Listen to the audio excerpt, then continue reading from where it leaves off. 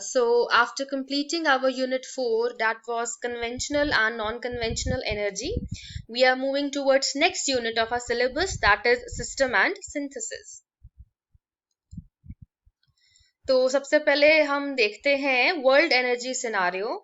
तो जो ये डेटा है ये इंटरनेशनल एनर्जी एजेंसी की वेबसाइट से लिया गया है, जहां पर हमें ये बताया जा रहा है कि कौन से एनर्जी रिसोर्स से हम कितनी एनर्जी जो है वो प्रोड्यूस कर रहे हैं। ये 1990 से लेकर 2016 तक का डेटा है, जहां पर हमको बताया गया है कि कोल से हम कितना अमाउंट ऑफ एनर्जी जनरेट कर रहे हैं, या नेचुरल गैस से कितना कर रहे हैं, न्यूक्लियर से कितना कर रहे हैं, हाइड्रो से कितना कर रहे हैं।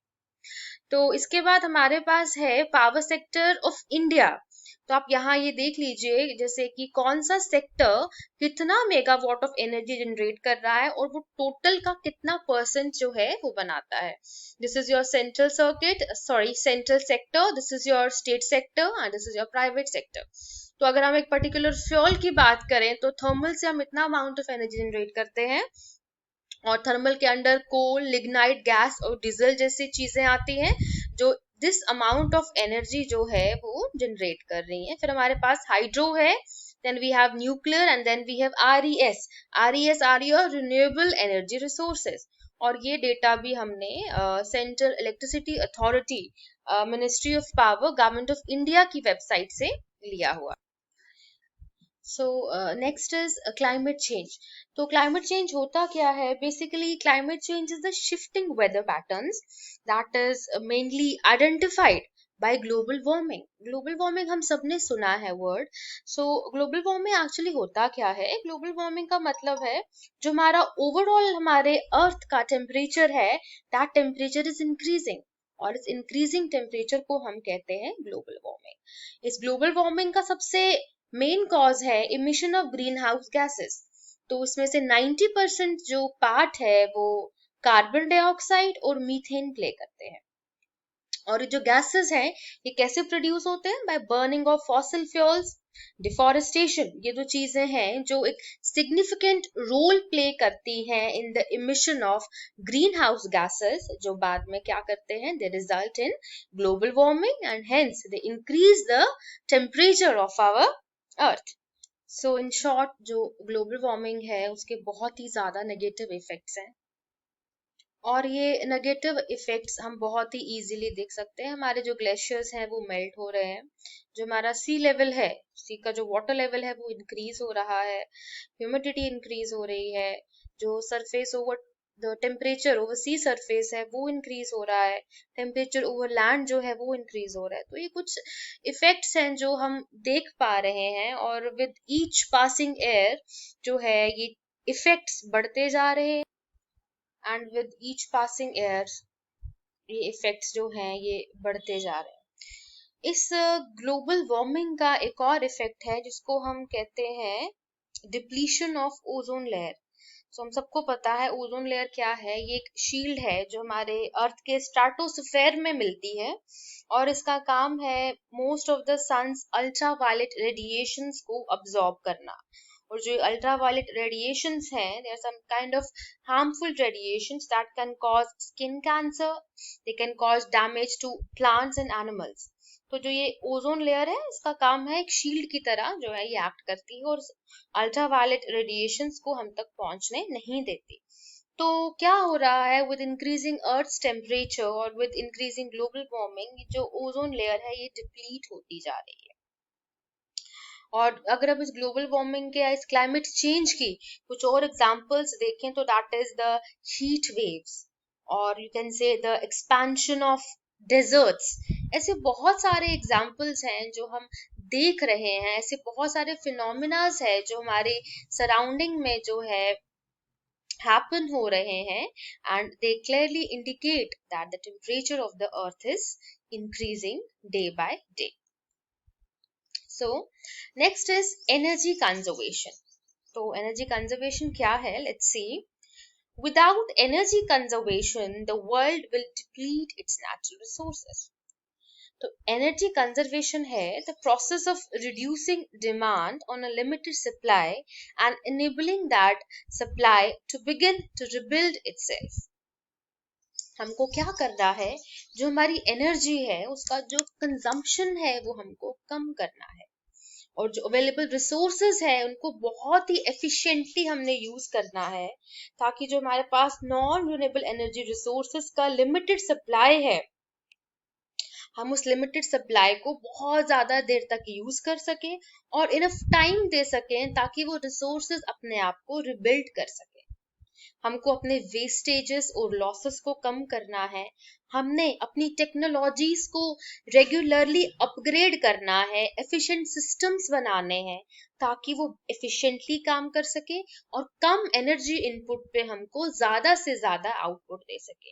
हमको अपने हाउस होल्ड इक्विपमेंट्स को, अप्लायंसेस को रेगुलरली मेंटेन करना है, जैसे हमारे एसीज, हमारे कूलर्स, हमारे वॉशिंग मशीन्स, इन सारे अप्लायंसेस को अगर हम टाइम टू टाइम इनका मेंटेनेंस करवाएंगे या हम हाई एनर्जी एफिशिएंट इक्विपमेंट्स और मशीन्स यूज करेंगे, तो हम एनर्जी को ज्यादा से ज्यादा कंजर्व कर सकते हैं। And one important point of energy conservation is to replace the conventional energy resources with non conventional energy resources. इस टॉपिक पे हम पिछले चैप्टर में भी बहुत डिटेल्स में डिस्कस कर चुके हैं। सो कुछ प्रैक्टिकल मेथड्स हैं जो एनर्जी कंजर्वेशन में हमारी हेल्प करते हैं। सिंपल स्ट्रैटेजीज एट होम, हम अपने घर में किस तरह से एनर्जी को सेव कर सकते हैं। सबसे पहले हम CFL लाइट्स यूज करेंगे, उसके बाद एनर्जी एफिशिएंट अप्लायंसेस यूज करेंगे, वो अप्लायंसेस जो कम से कम एनर्जी को यूज करते हैं और आउटपुट मैक्सिमम देते हैं। जो जब भी कोई भी अप्लायंस हमारे यूज में नहीं है, हम उसको यूज नहीं कर रहे, हम उसको स्विच ऑफ कर देते हैं। फैंस, हमारे एसीज, हमारी lights, when they are not in use हम उसको स्विच ऑफ कर सकते हैं। अपने बैटरी चार्जर्स को हम स्विच ऑफ कर सकते हैं जब हमारे वो हम उनसे फोन या कुछ भी चार्ज नहीं कर रहे, बिकॉज हमारी एक हैबिट है, व्हाट वी डू, हम आते हैं अपना फोन बस चार्जिंग से निकाला और हमारा जो अडेप्टर है, द चार्जर है, वो वहीं पर रहता है और स्विच भी हमारी ऑन रहती है। So it's better you unplug and you switch off when your battery charges are not in use. Keep your appliances clean. अगर हम अपने appliances को clean रखेंगे, जो है उनके फिल्टर्स हम चेंज करेंगे टाइम टू टाइम, इससे उनकी एफिशिएंसी जो है बढ़ेगी।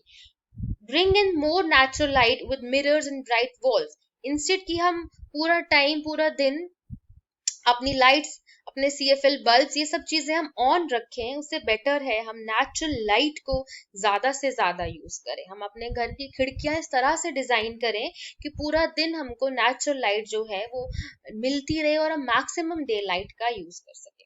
हम अपना रिड्यूस कर सकते हैं वाटर हीटिंग एक्सपेंसेस, मतलब जो खर्चा हम पानी गर्म करने में लगाते हैं, हम उस खर्चे को कम कर सकते हैं। हम अपने पैसे भी बचा सकते हैं इसके साथ में, और हम जो एनर्जी वेस्ट होती है उसको भी हम सेव कर सकते हैं।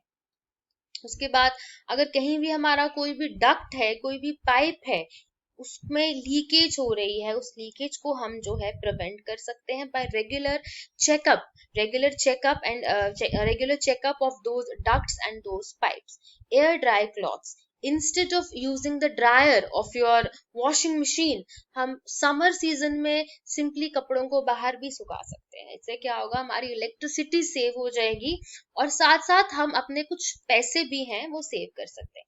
तो कुछ सिंपल चीजें हैं जो आप अपने घर पे कर सकते हैं और एक कंसिडरेबल अमाउंट ऑफ एनर्जी को आप कंजर्व कर सकते हो।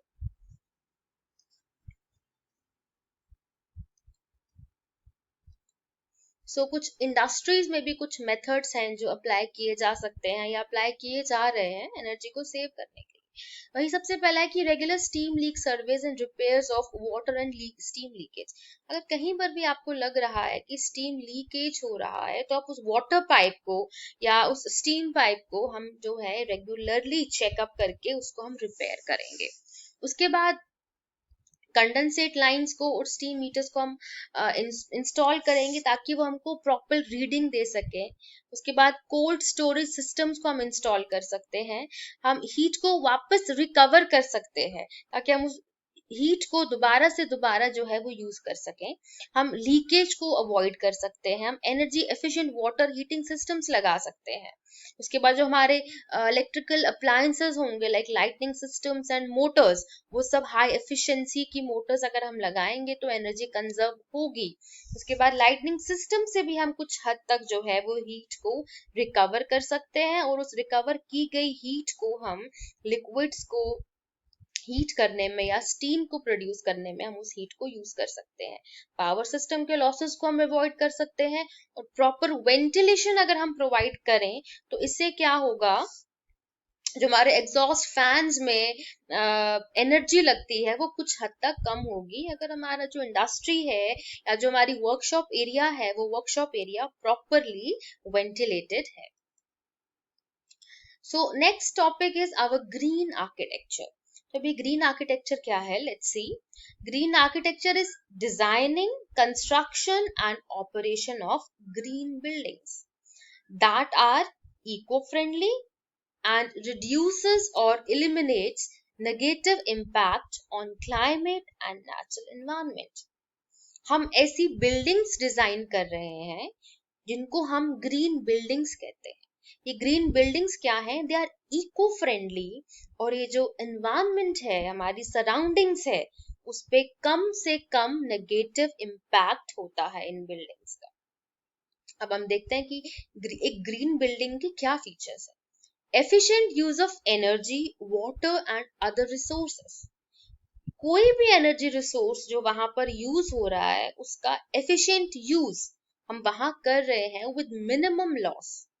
हम क्या कर रहे हैं, रीन्यूएबल एनर्जी रिसोर्स को यूज कर रहे हैं। अगर लाइटनिंग पर्पसेस की बात करें तो हम सोलर एनर्जी को वहां यूज कर रहे हैं उस एक पर्टिकुलर ग्रीन बिल्डिंग में। और जो भी वहां पे वेस्ट मटेरियल निकल रहा है, किसी भी टाइप का वेस्ट मटेरियल, हम उस वेस्ट मटेरियल को रीयूज और रिसाइकल कर रहे हैं। जो हमारी इंडोर एयर क्वालिटी है उसको हम इम्प्रूव कर सकते हैं by giving proper ventilation, energy efficient Windows apply कर रहे हैं, इंस्टॉल कर रहे हैं वहां पे, ताकि हम मैक्सिमम डे लाइट का यूज कर सके, मैक्सिमम नेचुरल लाइट का यूज कर सके, ताकि हमको लाइटनिंग रिक्वायरमेंट ज्यादा ना जरूरत पड़े। और अगर हम लाइटनिंग रिक्वायरमेंट कम से कम यूज करेंगे तो हम कम से कम जो है एनर्जी को कंज्यूम करेंगे।